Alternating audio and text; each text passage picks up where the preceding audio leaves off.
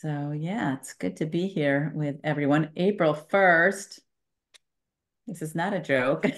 Although some would say the entire thing is a joke, right? It's part of the illusion.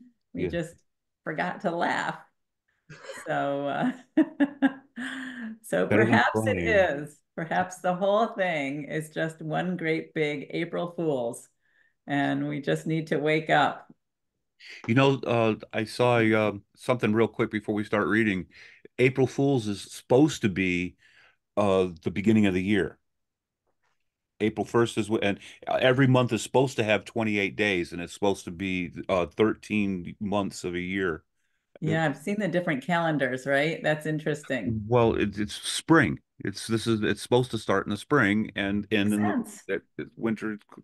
And it makes sense. I posted it on my Facebook page. You can check it out. Okay, we'll have to check it out. All right, let me go ahead and start sharing and reading, and we'll see what comes up next. All right, let's make this bigger for everyone. Okay, A Course in Miracles, Chapter 13, Guiltlessness and Invulnerability. Earlier, I said that the Holy Spirit shares the goal of all good teachers, whose ultimate aim is to make themselves unnecessary by teaching their pupils all they know. The Holy Spirit wants only this.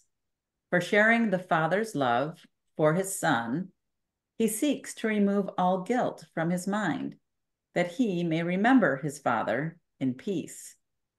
Peace and guilt are antithetical, and the Father can be remembered only in peace. Love and guilt cannot coexist, and to accept one is to deny the other. Guilt hides Christ from your sight, for it is the denial of the blamelessness of God's Son. In the strange world that you have made, the Son of God has sinned. How could you see him then? By making him invisible, the world of retribution rose in the black cloud of guilt that you accepted and you hold it dear. For the blamelessness of Christ is the proof that the ego never was and can never be. Without guilt, the ego has no life, and God's Son is without guilt. As you look upon yourself and judge what you do honestly, you may be tempted to wonder how you can be guiltless. Yet, consider this: you are not guiltless in time, but in eternity. You have sinned in the past, but there is no past. Always has no direction. Time seems to go in one direction, but when you reach its end, it will roll up like a long carpet spread along the past behind you and will disappear. As long as you believe the Son of God is guilty, you will walk along this carpet, believing that it leads to death. And the journey will seem long and cruel and senseless, for so it is. The journey the Son of God has set himself is useless indeed, but the journey on which his Father sets him is one of release and joy. The Father is not cruel, and his Son cannot hurt himself. The retaliation that he fears and that he sees will never touch him, for although he believes in it, the Holy Spirit knows it is not true. The Holy Spirit stands at the end of time, where you must be, because he is with you. He has already undone everything unworthy of the Son of God, for such was his mission, given him by God. And what God gives has always been. You will see me as you learn the Son of God is guiltless. He has always sought his guiltlessness, and he has found it. For everyone is seeking to escape from the prison he has made, and the way to find release is not denied him. Being in him, he has found it. When he finds it is only a matter of time, and time is but an illusion. For the Son of God is guiltless now, and the brightness of his purity shines untouched forever in God's mind. God's Son will always be as he was created. Deny your world and judge him not, for his eternal guiltlessness is in the mind of his Father and protects him forever. When you have accepted the at-one-ment for yourself, you will realize there is no guilt in God's Son. And only as you look upon him as guiltless can you understand his oneness. For the idea of guilt brings a belief in condemnation of one by another, projecting separation in place of unity. You cannot condemn only yourself. And by so doing, you cannot know that you are God's Son. You have denied the condition of his being, which is his perfect blamelessness. Out of love, he was created, and in love, he abides. Goodness and mercy have always followed him, for he has always extended the love of his Father. As you perceive the holy companions who travel with you, you will realize that there is no journey, but only an awakening. The Son of God, who sleepeth not, has kept faith with his Father for you. There is no road to travel on, and no time to travel through. For God waits not for his Son in time, being forever unwilling to be without him. And so it has always been. Let the holiness of God's Son shine away the cloud of guilt that darkens your mind. And by accepting his purity as yours, learn of him that it is yours. You are invulnerable because you are guiltless. You can hold on to the past only through guilt, for guilt establishes that you will be punished for what you have done, and thus depends on one-dimensional time, proceeding from past to future. No one who believes this can understand what always means, and therefore guilt must deprive you of the appreciation of eternity. You are immortal because you are eternal, and always must be now. Guilt, then, is a way of holding past and future in your mind to ensure the ego's continuity. For if what has been will be punished, the ego's continuity is guaranteed. Yet the guarantee of your continuity is God's, not the ego's. And immortality is the opposite of time. For time passes away, while immortality is constant. Accepting the at-one-ment teaches you what immortality is. For by accepting your guiltlessness, you learn that the past has never been. And so the future is needless and will not be.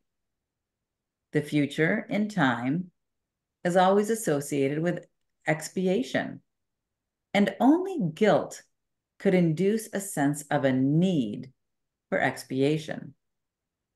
Accepting the guiltlessness of the Son of God as yours is therefore God's way of reminding you of his Son and what he is in truth. For God has never condemned his Son, and being guiltless, he is eternal. You cannot dispel guilt by making it real and then atoning for it. This is the ego's plan, which it offers instead of dispelling it. The ego believes in atonement through attack, being fully committed to the insane notion that attack is salvation. And you, who cherish guilt, must also believe it. For how else but by identifying with the ego could you hold dear what you do not want? The ego teaches you to attack yourself because you're guilty. And this must increase the guilt, for guilt is the result of attack. In the ego's teaching, then, there is no escape from guilt, for attack makes guilt real. And if it is real, there is no way to overcome it. The Holy Spirit dispels it simply through the calm recognition that it has never been. As he looks upon the guiltless Son of God, he knows that this is true. And being true for you, you cannot attack yourself. For without guilt, attack is impossible. You, then, are saved because God's Son is guiltless. And being wholly pure, you are invulnerable. Hmm.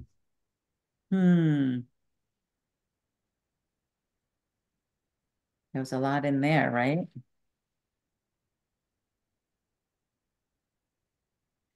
I uh, I starred and put in brackets the entire paragraph 7.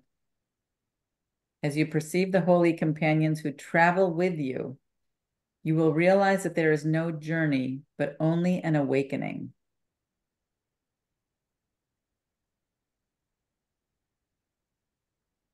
Yeah, that's a good one to remember, right?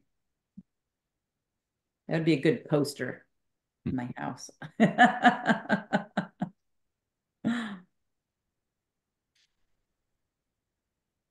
Any thoughts about anything we just read? Bring up anything for anyone? There I is really no road. resonated with the last 2 lines or 3 lines where it says, "In being true for you, you cannot attack yourself, for without guilt, attack is impossible. And then you are saved because God's Son is guiltless, and being wholly pure, you are invulnerable." And it makes me think about what we were talking about last week, and how do you know if it's an instance where you're seeing the truth, or if it's an instance where you're seeing, the reflection of your wounding? Like, what are you seeing, and how do you know which one it is? And the difference is the contentment. And Mm, if you know that it's true and you don't have the guilt, then they can't attack you, and it doesn't matter what they say, because right. you're confident, and you're firm, and you're whole in the truth. You're guiltless, so it doesn't matter. Like, say whatever you want, because I know that I'm seeing the truth, and I know that you're not, and I'm fine. So I really resonated with that line. Thank you for sharing that. It's that the line in 7 that says there is no journey, but only an awakening kind of reminds me of Buddha. There is no path to happiness. Happiness is the path. Right, right, right.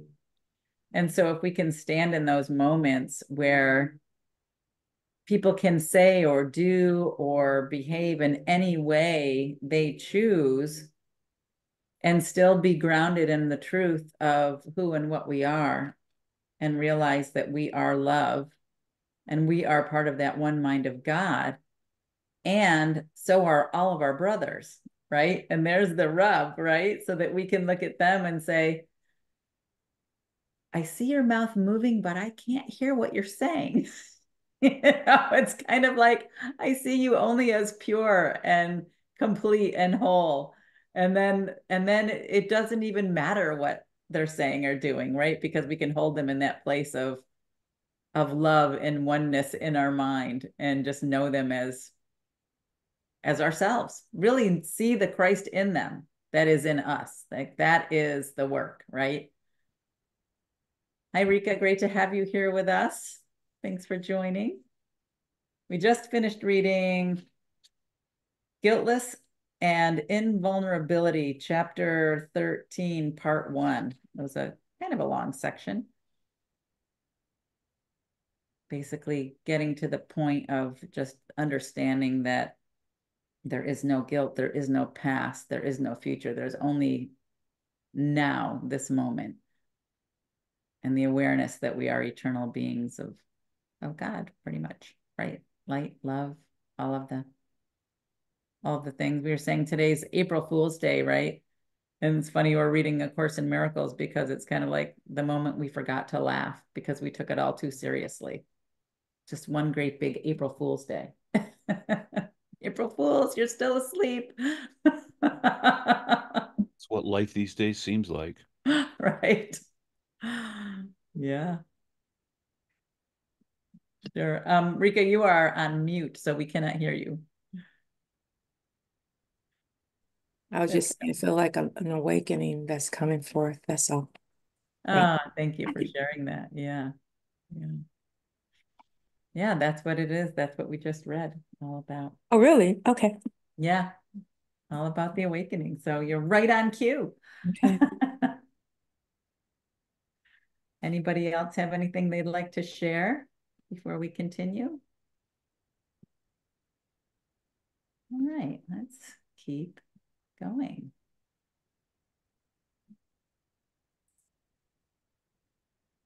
All right, the guiltless Son of God. The ultimate purpose of projection is always to get rid of guilt. Yet, characteristically, the ego attempts to get rid of guilt from its viewpoint only. For much as the ego wants to retain guilt, you find it intolerable, since guilt stands in the way of your remembering God, whose pull is so strong that you cannot resist it. On this issue, then, the deepest split of all occurs. For if you are to retain guilt, as the ego insists, you cannot be you. Only by persuading you that it is you could the ego possibly induce you to project guilt and thereby keep it in your mind. Yet consider how strange a solution the ego's arrangement is. You project guilt to get rid of it, but you're actually merely concealing it. You do experience the guilt, but you have no idea why. On the contrary, you associate it with a weird assortment of ego ideals, which the ego claims you have failed. Yet you have no idea that you're failing the Son of God by seeing him as guilty. Believing you are no longer you, you do not realize that you are failing yourself. The darkest of your hidden cornerstones holds your belief in guilt from your awareness. For in that dark and secret place is the realization that you have betrayed God's Son by condemning him to death. You do not even suspect this murderous but insane idea lies hidden there, for the ego's destructive urge is so intense that nothing short of the crucifixion of God's Son can ultimately satisfy it. It does not know who the Son of God is because it is blind. Yet let it perceive guiltlessness anywhere, and it will try to destroy it because it is afraid. Much of the ego's strange behavior is directly attributable to its definition of guilt. To the ego, the guiltless are guilty. Those who do not attack are its enemies because by not valuing its interpretation of salvation, they are in an excellent position to let it go. They have approached the darkest and deepest cornerstone in the ego's foundation. And while the ego can withstand your raising all else to question, it guards this one secret with its life, for its existence depends on keeping this secret. So it is this secret that we must look upon, for the ego cannot protect you against truth. And in its presence, the ego is dispelled. In the calm light of truth, let us recognize that you believe you have crucified God's Son. You have not admitted to this terrible secret because you would still wish to crucify him if you could find him. Yet the wish has hidden him from you because it is very fearful, and so you are afraid to find him. You have handled this wish to kill yourself by not knowing who you are. and identifying with something else. You have projected guilt blindly and indiscriminately, but you have not uncovered its source. For the ego does want to kill you. And if you identify with it, you must believe its goal is yours. I have said that the crucifixion is the symbol of the ego. When it was confronted with the real guiltlessness of God's Son, it did attempt to kill him. And the reason it gave was that guiltlessness is blasphemous to God. To the ego is God. And guiltlessness must be interpreted as the final guilt that fully justifies murder. You do not yet understand that any fear you may experience in connection with this course stems ultimately from this interpretation. But if you will consider your reactions to it, you will become increasingly convinced that this is so.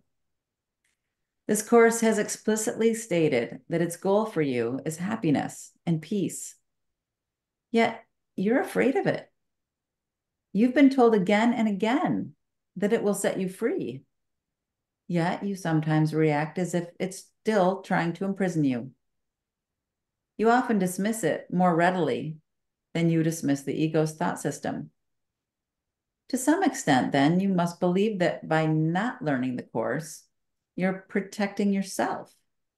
And you do not realize that it is only your guiltlessness that can protect you. The at-one-ment has always been interpreted as the release from guilt. And this is correct if it is understood. Yet even when I interpret it for you, you may reject it and do not accept it for yourself. You have perhaps recognized the futility of the ego and its offerings. But though you do not want them, you may not yet look upon the alternative with gladness. In the extreme, you're afraid of redemption and you believe it will kill you. Make no mistake about the depth of this fear, for you believe that in the presence of truth, you might turn on yourself and destroy yourself. Little child, this is not so. Your guilty secret is nothing. And if you will but bring it to the light will dispel it. And then no dark cloud will remain between you and the remembrance of your Father. For you will remember his guiltless Son, who did not die, because he is immortal. And you will see that you are redeemed with him and have never been separated from him. In this understanding lies your remembering, for it is the recognition of love without fear. There will be great joy in heaven on your homecoming, and the joy will be yours. For the redeemed Son of Man is the guiltless Son of God, and to recognize him is your redemption.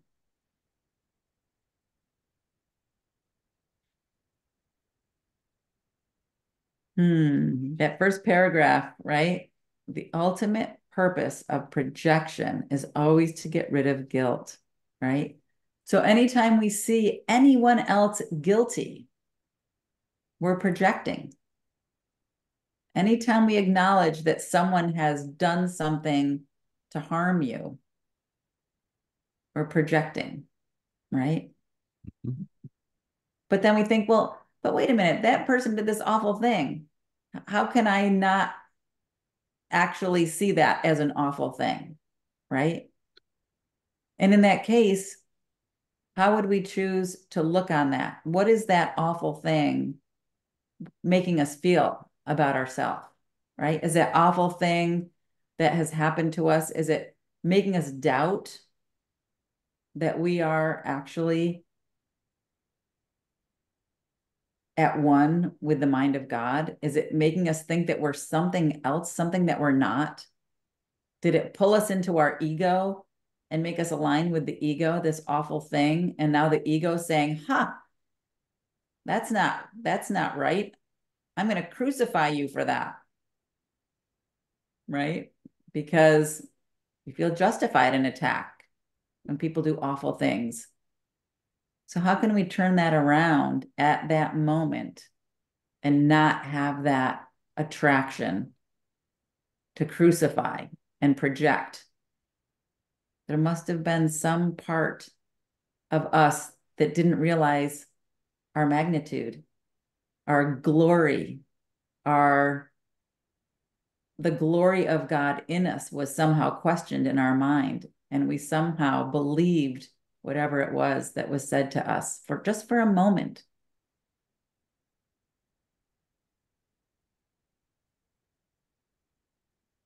How do we justify something like this going on in Israel right now?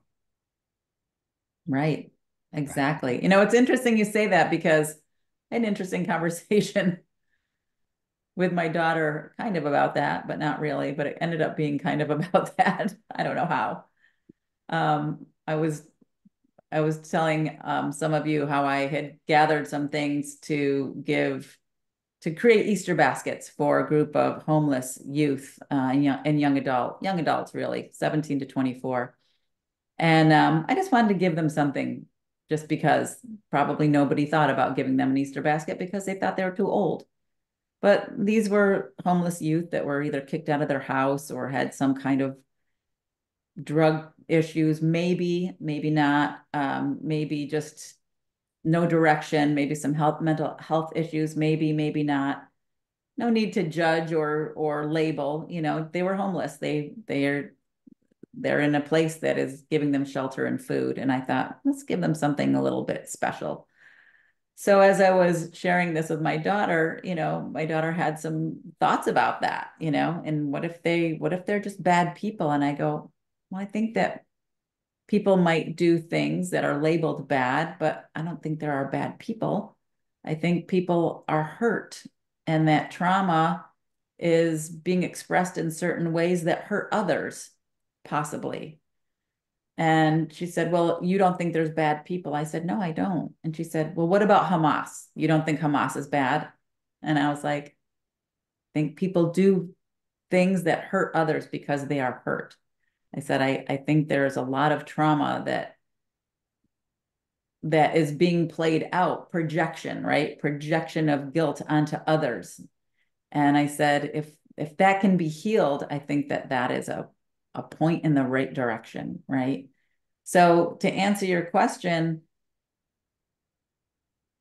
there's a lot of people hurting for a lot of different reasons. And it would be nice to be able to just know that glory of God in ourselves and to understand that we are all part of that one mind of God, and to focus on that and focus on the fact that all minds are joined.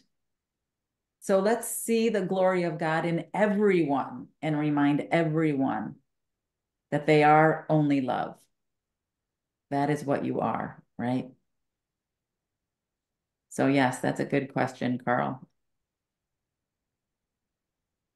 Got asked it a lot over the last few days. Yeah. Yeah. When you were reading and when you were talking now, I was recalling a conversation that I actually kind of had the same conversation with both of my older daughters. They see that I'm reading A Course of Miracles and really studying it right now and everything like that. And it's Easter and everything. So we're talking about Jesus and stuff like that. And they both said, they're like, Mom, like, I know you and I trust you. And usually when you're talking, I'm vibing, but like anytime you sound like Jesus, you sound like church, you talk about Jesus, like it brings me back to my religious trauma. And um, I was very young when I had them. I was 16 and 17 when I got pregnant. Their father was in his 20s. And he and his family was Catholic. And I'm like, God is God. Like a united front with parents is good. Let's be Catholic. And I converted to being Catholic. I had been Baptist before that. And so I thought, like whatever, it's church, right? Well, a lot of people have that Catholic guilt. And it's so interesting to me reading this and hearing this, that to be guilt free is the answer, you know, and in such large, you know, arenas such as the Catholic Church or, the organizations that you guys are talking about, people are actually teaching the opposite. you know, and that's what they're being taught in mass, you Right. know. And when you were first talking about it, I was thinking about, I wasn't thinking about how I see other people, because I am really, really good at seeing the light in other people. And sometimes it doesn't work out so hot for me, you know? And the question for me is often like, why don't they see the light in me? And so that's confusing, because it's like, I see the light in you despite, you know, these earthly behaviors that you're doing. And I'm not doing those earthly behaviors, and you can't see the light in me. And that is very confusing for me, you know? So when it's talking about the guilt and how that blinds people, you know, that helps me to understand that as well, you know. So yeah, that's what comes up for me when we're reading this. That's what I'm thinking about, is like how people don't see it and how they're being taught in mass from very young ages. Because, like, I mean, Catholics, you baptize them when they're a baby, right? You baptize them when they're a baby.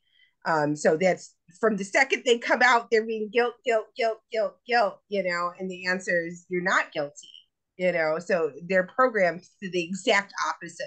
So you really see why an unprogramming like this is so very necessary. You know what, too, based on not doubting or saying anything different from what your statement is, but there's various sectors to the Catholic religion on that. There's some, I used to be a catechist teacher years ago. And as a catechist teacher, it's so funny. And you say guilt. I became pregnant, but I was not married. Okay. And as a catechist teacher, and I said, I'm teaching these kids religious studies. And here I'm single and I'm pregnant. I was a mature person anyway. I was a grown woman anyway. This is my second child. And the director came to me and said, you know, I was gonna stop, you know, teaching the kids.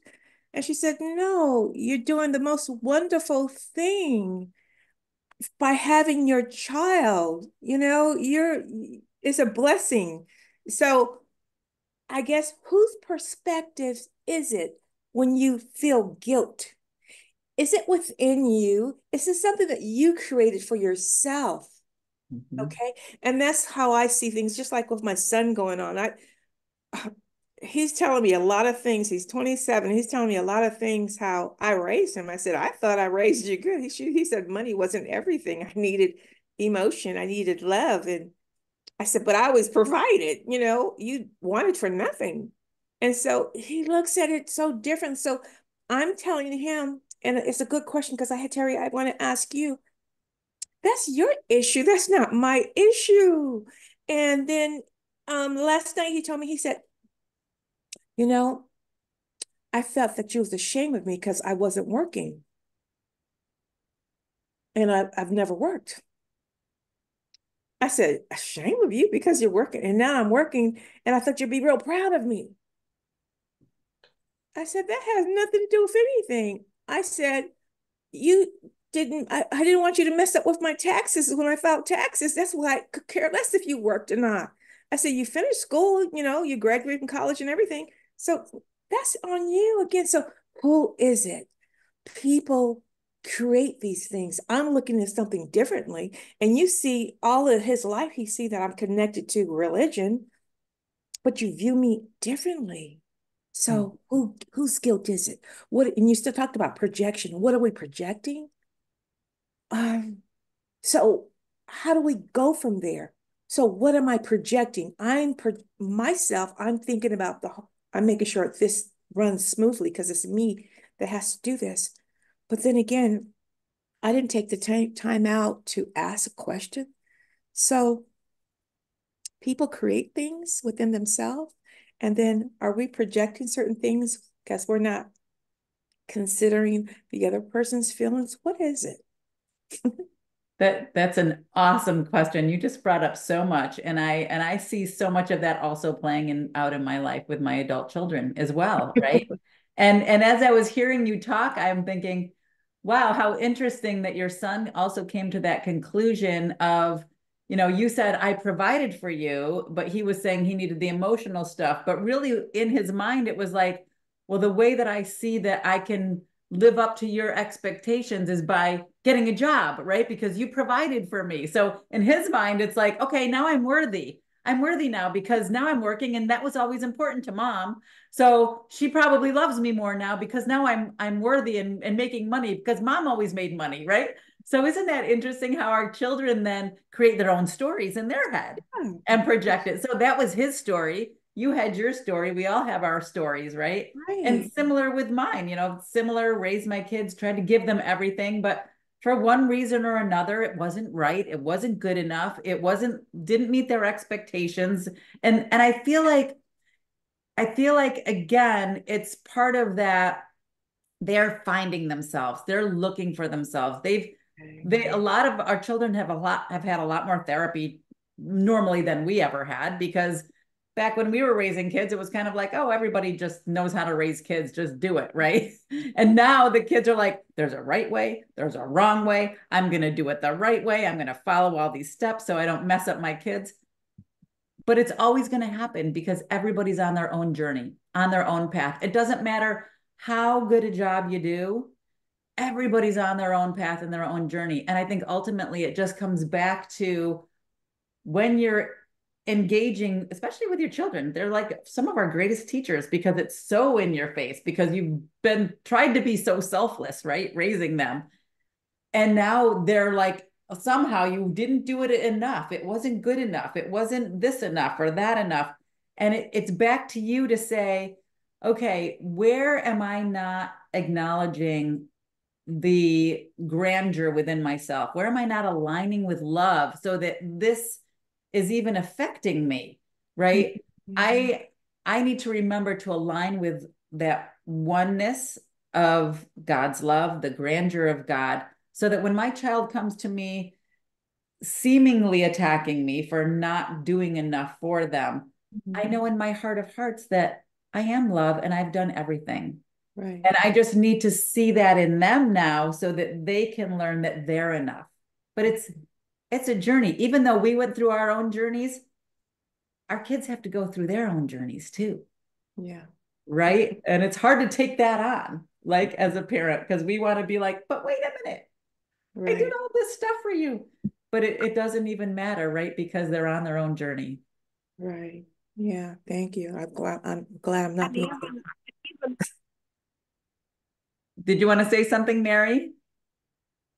well, and even if you can see that you may have chosen to do it a different way in your present, that's still like no reason to beat yourself up, because you did the best you could at the time with the person and the tools that you were then.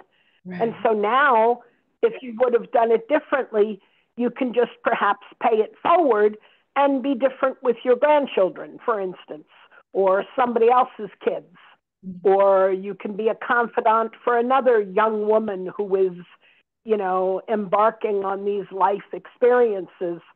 And it made you the person you are now, with any and all of the quote unquote mistakes that you made then. They were just stepping stones.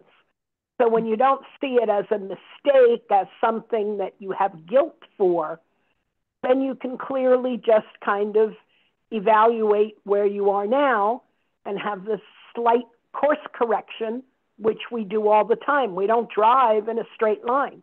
If we don't move the wheel, we would have an accident. Right. So there's constant course corrections, if you will, but they're not mistakes.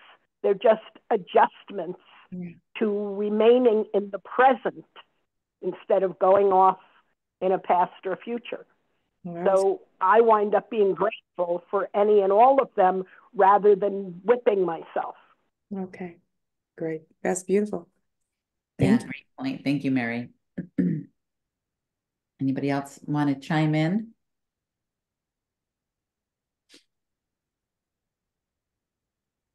Okay, let's keep going and see what else we have. All right, here's my yeah. Ooh, the fear of redemption. You may wonder why it is so crucial that you look upon your hatred and realize its full extent. You may also think that it would be easy enough for the Holy Spirit to show it to you and to dispel it without the need for you to raise it to awareness yourself. Yet there is one more obstacle you have interposed between yourself and the at-one-ment. We have said that no one will countenance fear if he recognizes it. Yet in your disordered state of mind, you're not afraid of fear. You do not like it, but it's not your desire to attack that really frightens you. You're not seriously disturbed by your hostility. You keep it hidden because you're more afraid of what it covers. You could look even upon the ego's darkest cornerstone without fear if you did not believe that without the ego, you would find within yourself something you fear even more. You're not really afraid of crucifixion. Your real terror is of redemption. Under the ego's dark foundation is the memory of God. And it is of this that you are really afraid. For this memory would instantly restore you to your proper place. And it is this place that you have sought to leave. Your fear of attack is nothing compared to your fear of love. You would be willing to look even upon your savage wish to kill God's Son if you did not believe that it saves you from love. For this wish caused the separation, and you have protected it because you do not want the separation healed. You realize that by removing the dark cloud that obscures it, your love for your Father would impel you to answer his call and leap into heaven. You believe that attack is salvation because it would prevent you from this. For still deeper than the ego's foundation and much stronger than it will ever be is your intense and burning love of God and his for you. This is what you really want to hide. In honesty, is it not harder for you to say, I love, than I hate? You associate love with weakness and hatred with strength, and your own real power seems to you as your real weakness. For you could not control your joyous response to the call of love if you heard it, and the whole world you thought you made would vanish. The Holy Spirit then seems to be attacking your fortress, for you would shut out God, and he does not will to be excluded. You have built your whole insane belief system because you think you would be helpless in God's presence, and you would save yourself from his love because you think it would crush you into nothingness. You are afraid it would sweep you away from yourself and make you little because you believe that magnitude lies in defiance and that attack is grandeur. You think you have made a world God would destroy, and by loving him, which you do, you would throw this world away, which you would. Therefore, you have used the world to cover your love, and the deeper you go into the blackness of the ego's foundation, the closer you come to the love that is hidden there. And it is this that frightens you. You can accept insanity because you made it, but you cannot accept love because you did not. You would rather be a slave of the crucifixion than a son of God in redemption. Your individual death seems more valuable than your living oneness. For what is given you is not so dear as what you have made. You're more afraid of God than of the ego, and love cannot enter where it is not welcome. But hatred can, for it enters of its own volition and cares not for yours. You must look upon your illusions and not keep them hidden, because they do not rest on their own foundation. In concealment, they appear to do so, and thus they seem to be self-sustained. This is the fundamental illusion on which the others rest. For beneath them, and concealed as long as they are hidden, is the loving mind that thought it made them in anger. And the pain in this mind is so apparent when it is uncovered that its need of healing cannot be denied. Not all the tricks and games you offer it can heal it. For here is the real crucifixion of God's Son. And yet, he is not crucified. Here is both his pain and his healing. For the Holy Spirit's vision is merciful, and his remedy is quick. Do not hide suffering from his sight, but bring it gladly to him. Lay before his eternal sanity all your hurt, and let him heal you.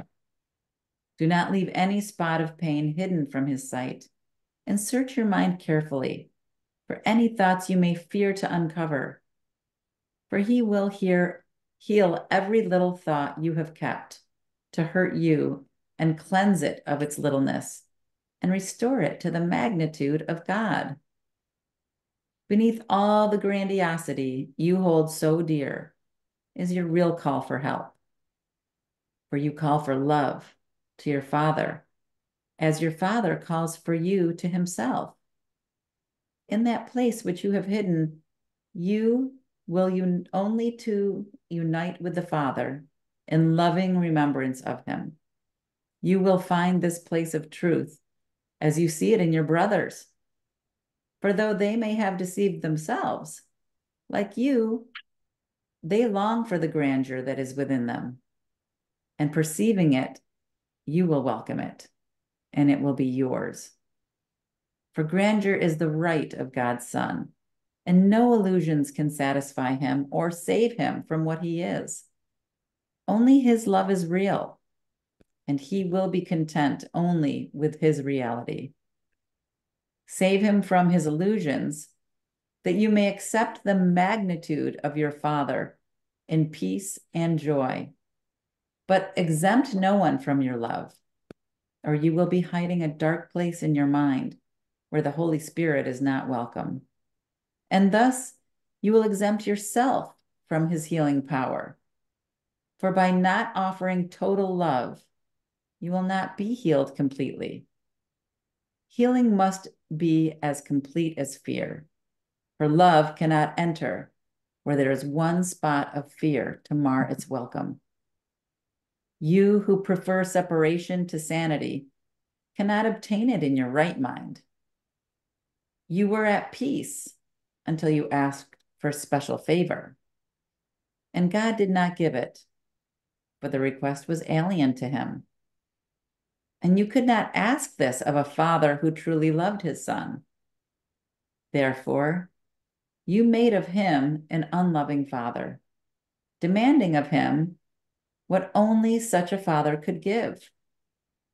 And the peace of God's Son was shattered, for he no longer understood his father. He feared what he had made, but still more did he fear his real father, having attacked his own glorious equality with him. In peace, he needed nothing and asked for nothing. In war, he demanded everything and found nothing. For how could the gentleness of love respond to his demands, except by departing in peace and returning to the Father? If the Son did not wish to remain in peace, he could not remain at all. For a darkened mind cannot live in the light, and it must seek a place of darkness, where it can believe it is where it is not. God did not allow this to happen, yet you demanded that it happen, and therefore believed that it was so. To single out is to make alone, and thus make lonely. God did not do this to you. Could he set you apart knowing that your peace lies in his oneness? He denied you only your request for pain, for suffering is not of his creation. Having given you creation, he could not take it from you. He could but answer your insane request with a sane answer that would abide with you in your insanity. And this he did. No one who hears his answer but will give up insanity. For his answer is the reference point beyond illusions, from which you can look back on them and see them as insane.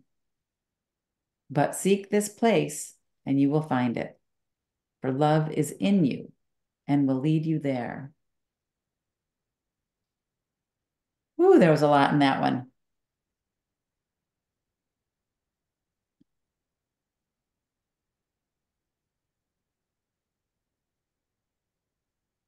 Wow.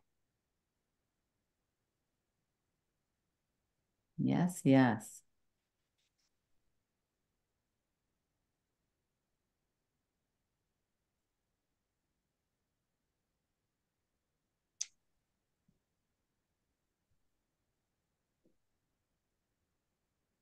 Kind of explains the separation.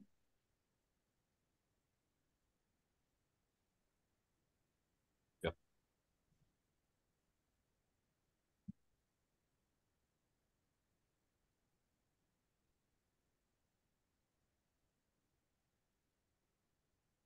Paragraph 10, you who prefer separation to sanity cannot obtain it in your right mind. You were at peace until you asked for special favor. It sounded like that's when it went, boom, separation.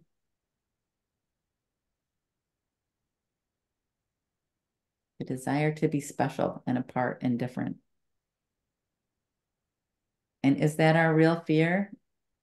Is that our real fear that we're protecting our specialness and our difference? We're afraid to be a part of that one mind of God. So we're keeping that hidden.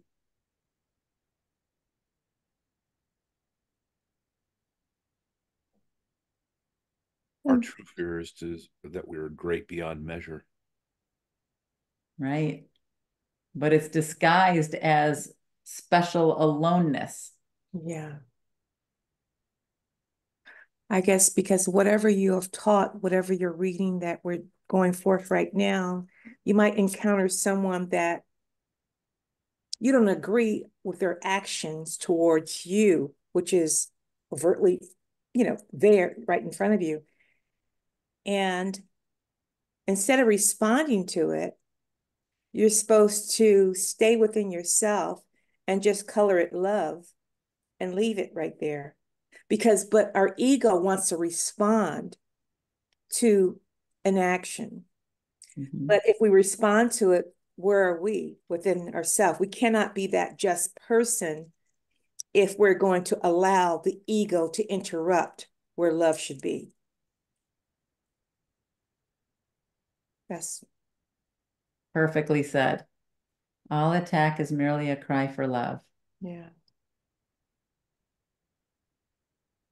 And if we see it as anything other than that, we have already aligned with the ego.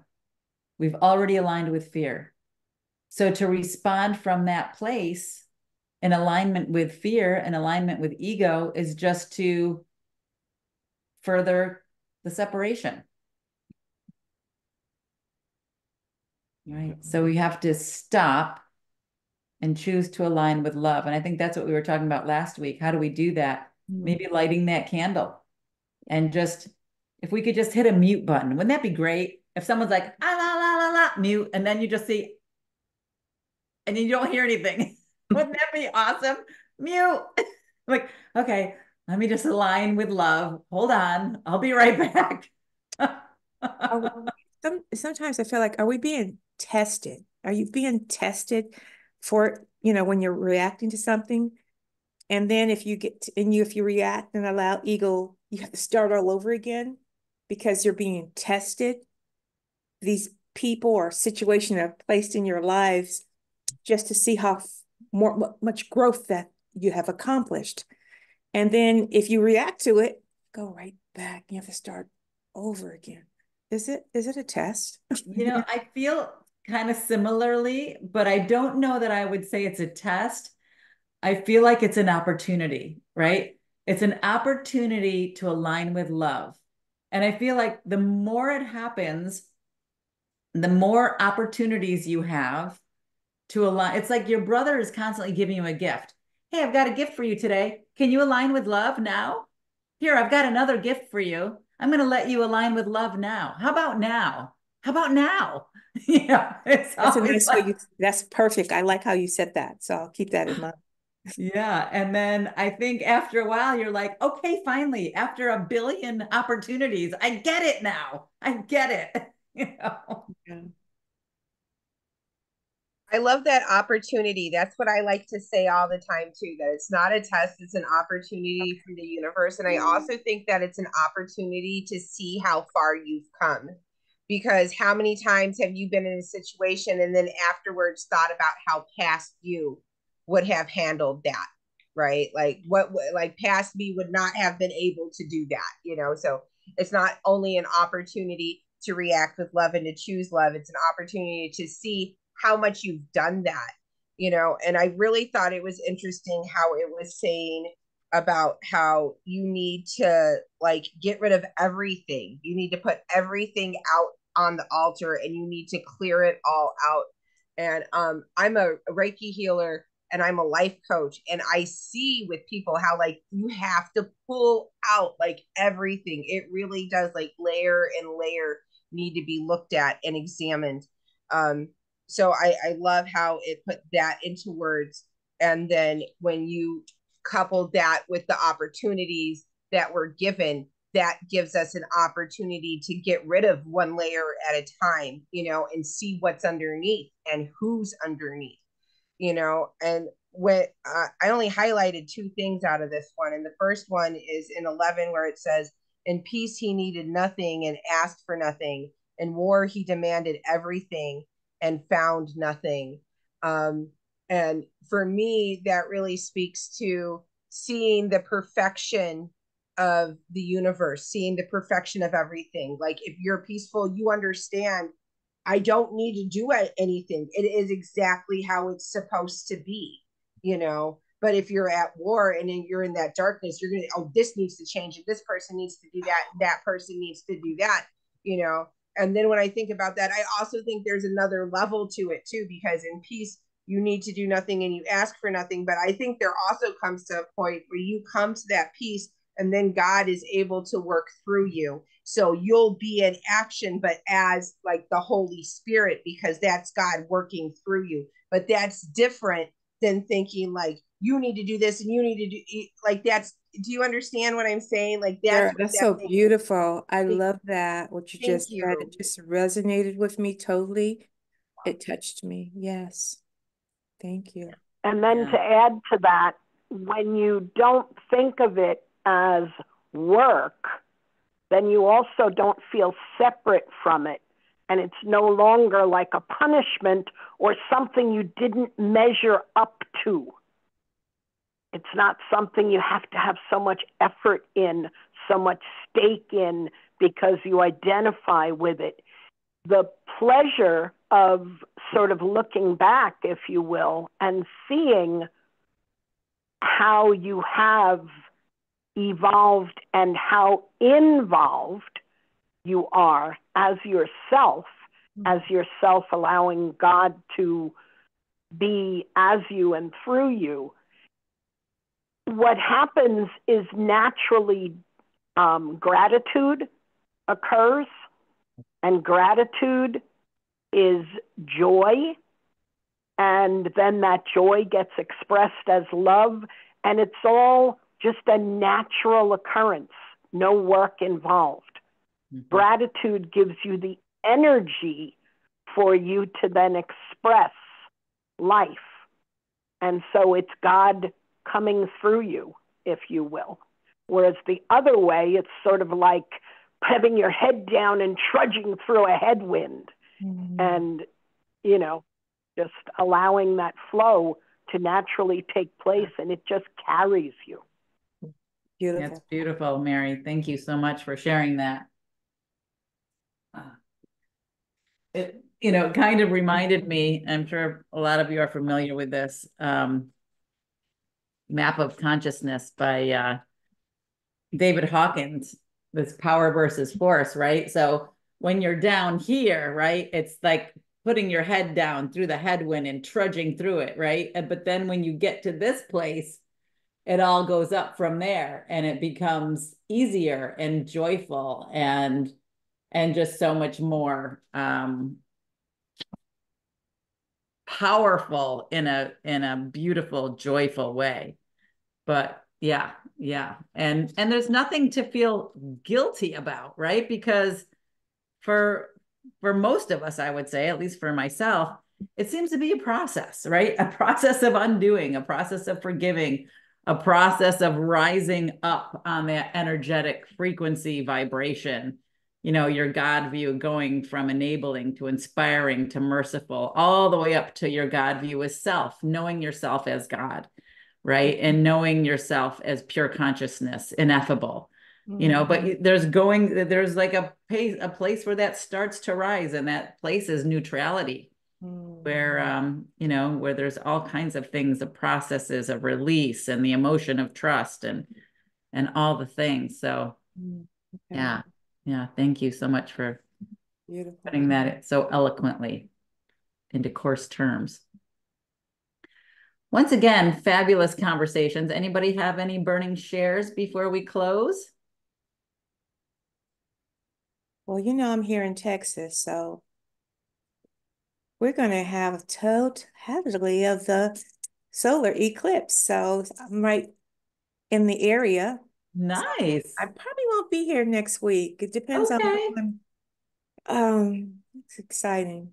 Great. Yeah, we were talking about that a little bit earlier. We're here from 12 to 12:30, just kind of chit-chatting every week. So we were talking about where we are. I think I'm at 60%. Carl and Sarah are at like 0.9 something. So I think they're both going to get a lot of darkness. Cynthia, you're in New York, right? Where are you? Like 80% maybe? I'm not sure. Long Island, I'm not sure. Yeah, Okay. Yeah, I have to look yeah. into that. But yeah, exciting for all of us. Well, I'll be here. I'll be here next week. Yeah. In darkness or light. Uh, Taking in all that energy that's going to be coming forth, you know? So excited. Yeah, yeah, yeah, for sure. Well, thank you everyone for sharing again. Amazing conversations. Thank you for being vulnerable. Thank you for just sharing from your heart, because I mean, I think that's how we all learn and grow. And we can see like, oh yeah, that happens in my life too. Mhm. Oh yeah, that's a good idea. I should look at it this way or could look at it right this way. But I appreciate all of you. Thank you so much. And for those of you who are coming next week, I'll see you next week. Otherwise, hopefully we'll see each other soon. Okay, have a good one. All right. All Thank Thanks, right, you, thank everyone. everyone. you. Thank you. Bye. Bye.